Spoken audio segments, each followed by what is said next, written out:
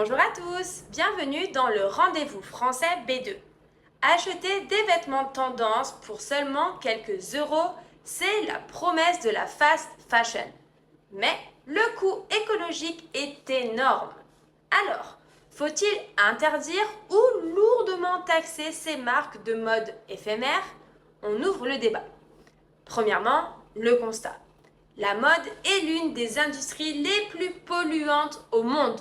Face à l'urgence climatique, la France commence à voter des lois pour pénaliser les marques de fast fashion. Pourtant, le succès de ces vêtements ne faiblit pas.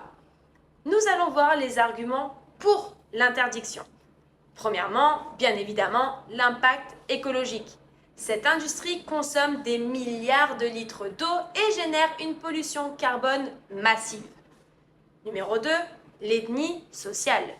Ces vêtements bon marché cacheraient souvent des conditions de travail inhumaines à l'autre bout du monde. Numéro 3, la surconsommation.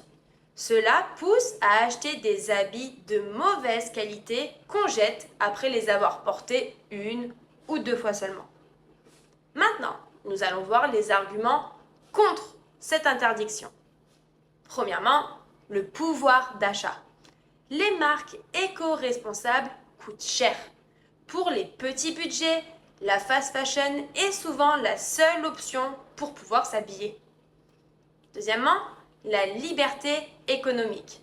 C'est-à-dire que l'État ne devrait pas décider de ce que les citoyens ont le droit d'acheter ou de vendre.